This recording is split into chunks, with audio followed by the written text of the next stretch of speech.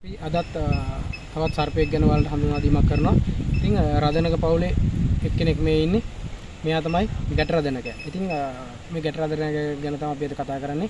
ඉතින් අනිත් රදනක පවුල වගේම මෙයාලගේ ලස්සන වෛරම් පේජයකින් සමන්විතයි. ඉතින් ඒකෙන් තමයි මෙයාව අපි අඳුනගන්නේ. මෙයාගේ තියෙනවා ගුරු පාට ශරීරයේ තියෙන මෙයාට ඇඟ දිගටම ඒ වගේම තමයි කහ පාටයි සුදු පාටයි හුරු වලලු පේලියක් මෙයාගේ දිගටම තියෙනවා. මෙයාගේ වෛරම් පේලිය වලලු වැඩිම සතෙක්ගේ වලලු 30ක් 50ක් අතර ප්‍රමාණයක් තියෙනවා. ඉතින් මේකෙන් තමයි මේ සතාව හඳුනගන්නේ. ඒ වගේම තමයි නැට්ට පැත්තට යනකොට මේක ක්‍රමයෙන් නැති වෙලා යනවා. ඒ වගේම තමයි අනිත් සර්පෙන්ට විශේෂය තමයි මෙයාගේ නැට්ටට තම ශරීරයෙන් පහෙන් එකක් කොටසක් යන මෙයාගේ මේ නැට්ටට තමයි මෙයාගේ අයිති වෙන්නේ. ඉතින් ඒ වගේම තමයි මෙයාගේ ඔළුව තියෙනවා. ඔළුවයි කඳයි අතර මෙතනින් බෙදුණු ස්වභාවයකින් තමයි මෙයාගේ පිහිටන්නේ. ඒ වගේම තමයි මෙයාගේ ඇස් අනිත් සත්තුන් වගේම ලොකුවට පිහිටනවා. මේකෙන් තමයි මෙයාව අපි හඳුනගන්නේ. ඉතින් මෙයාලගේ තවත් කට්ටියක් ඉන්නවා මෙයාලගේ පවුලේ. අලු රදනකයා ඉන්නවා, ගැට රදනකයා, මේ ගැට රදනකයා, කබර් රදනකයා, දාර රදනකයා කියලා තව රදනකයෝ ටිකක් ඉන්නවා. ඉතින් ඒ මෙයාලා වගේම හැඩහුරුකම් තියෙන සත්තු තමයි. ඉතින් මෙයාලගේ විෂ ගැන කතා කරනවා නම් මෙයාලා ඔක්කොම නිර්වෘත සර්පයන්. ඒ කියන්නේ මිනිසාට කිසිම හානියක් නැහැ. නමුත් මෙයාලට මිනිසාගෙන් තරජනයක් කෙල්ල වෙනවා. මේකට හේතුව තමයි ඔයාලා හැමෝම දන්නවා මුදු කරවලා ගැන. ඉතින් මුදු කරවලත් මේ විදිහටම තමයි මෙයාගේ වෛරම් පේලිය පිහිටන්නේ. ඉතින් ඒකින්ද මිනිසා විසින් මෙයාව දැක්කට පස්සේ ඉක්මනින්ම මරලා දානවා මුදු කරවලා කියලා හිතාගන්න. ඉතින් ඒකට හොඳම සාධකය තමයි මේ සත්තු. කියන්නේ අපි මෙයාලව මරන්න කලින් මෙයාලා වඳුර ගන්න හොඳට බලන්න මෙයාලගේ තියෙන වෛරම් පේලිය. ඒ වගේම මෙයාලගේ හැසිරීම බලන්න පුළුවන්. ඉතින් ඔයාලට එයාලා හඳුර ගන්න පුළුවන්. මෙයාලගේ ආහාර රටාව ගැන කතා කරනවා.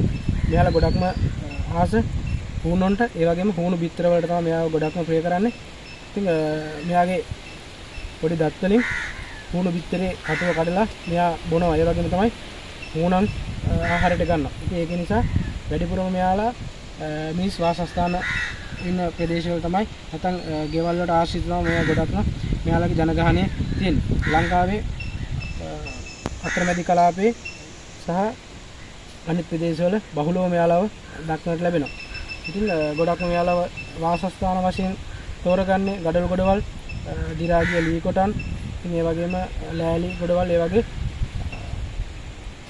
මිනිස් වාසස්ථාන වල ළඟ ස්ථාන වල තමයි මෙයාලා ජීවත් වෙන්නේ. මේකද මෙයාලව ආහාර සොයා ගැනීමේ පහසු සඳහා.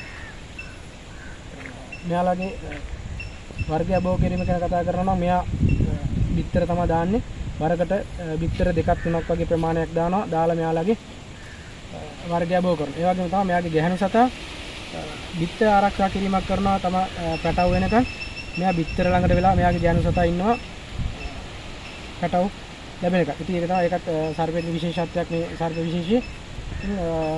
ඒ වගේම තමයි මෙයා ගොඩක් වෙලාවට බය වෙන සර්පෙක් Tamanට තරජනයක් කියලා දැනුණ ගමන් මෙයා කරන්නේ ඉක්මනින් ගොළු වෙනවා. ගොළු වෙලා ඉවරලා තම ඔළුව ඒ ඇඟ ආස්සේ ගහ ගන්නවා. ඉතින් ඒකෙන් තමයි ගොඩාක් කට්ටිය හිතන්නේ මේ වගේ ගොළු වෙනකොට මතයක් කියනවා ගොළු වෙලා පැනලා තමයි පහර දෙන්න කියලා. ඉතින් ඒ හේතුවෙන් තමයි අපි මෙයාලව මිනිස්සු දැක්ක ගමන් මෙයාලා මරලා දාන්නේ. ඉතින් අපි කියන්නේ මෙයාලව අඳුර ගන්න මේ වෛරම් පේලිය වෛරම් රටාව අඳුර ගන්න. ඉතින් ඒකෙන් මෙයාලගේ ජීවිත ආරක්ෂා කරගන්න ඔයාලට පුළුවන්. කවදාවත් සර්පයෙක් මරන්න එපා. ඔයාලා දැක්කොත් සර්පයෙක් මරන්න එපා. අඳුනගන්නේ සර්පයා මොකෙද්ද කියලා ඔයාලා දැන් ගොඩ දෙනෙක් ගන්නවා. මම කියලා දීලා තියෙනවා. ඒ වගේම තමයි අනිත් සමාජ මාධ්‍යවල තියෙනවා මෙයාලගේ ගැන විස්තර. ඉතින් ඒව පොඩ්ඩක් හොයලා බලන්න. සත්තු මරන්න එපා. අපිත් එක්ක එකතු වෙන්න මේ සත්තු ගැන දැනගන්න.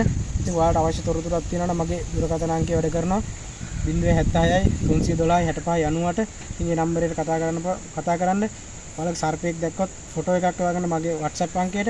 ඉතින් මට පුළුවන් ඔයාලට උදව් කරන්න. ඒක තමයි ෆොටෝ එකක් දෙන්න. මම එතකොට ඒ සර්පයා මොන සර්පයේද කියලා කියන්නම්. ආරක්ෂාකාරීව ඉවත් කරන්න කොහොමද කියලා මට ඔයාලට කියලා දෙන්න පුළුවන්.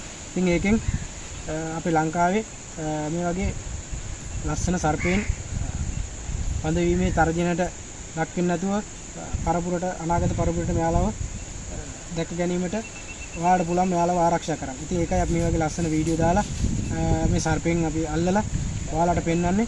ඉතින් මම ඔයාලගෙන් ඉල්ලන්නේ බැලුව බැලමට දැක්කට ඔයාලා මේ සර්පය අතින් අල්ල යන්න යන්නපා. මොකද ඔයාලා හරියටම මේ සර්පය ගැන දන්නේ නැහැ. ඉතින් දන්නේ එක්කෙනෙක් ප්‍රශ්නයක් නැහැ.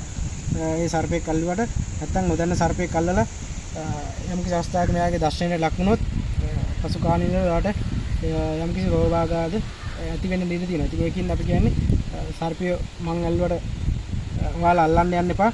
බලන්නේ සර්පයා ගැන බලලා ඉවරලා මරන්න නැතුව මෙයාලව නිදහස් කරන්න. ඒකයි මගේ පරමාර්ථය. මේ අහිංසක සත්තු මරණයට වැඩිය මේ අලංකාරය එකතු කරලා පරිසරයට මෙයාලව මුදා හරින්න. එතකොට පුළුවන් අපට මේ වගේ ලස්සන සර්පය ටිකක් අපිට බලා ගන්න. ඉතින් මගේ YouTube channel එක තියෙනවා. YouTube channel එක subscribe කරන්න අමතක කරන්නත් එපා. ඒ වගේම තමයි නවතම වීඩියෝ අලුත් වීඩියෝ බලන්න bell icon එක click කරන්න. එතකොට මම දාන මේ වගේ අලුත් වීඩියෝ වලට බලා ගන්න පුළුවන්. ඉතින් රදනක පවුලේ තව එක්කෙනෙක් අපිට හම්බෙලා මෙයා අපි දැන් කයට මුදා හැරනවා. ලස්සන සර්පෙක්. අපි කියන්නේ මෙයාලව සුරකින්න අපිත් එක්ක එකතු වෙන්න. බොහොම ස්තුතියි හැමෝටම.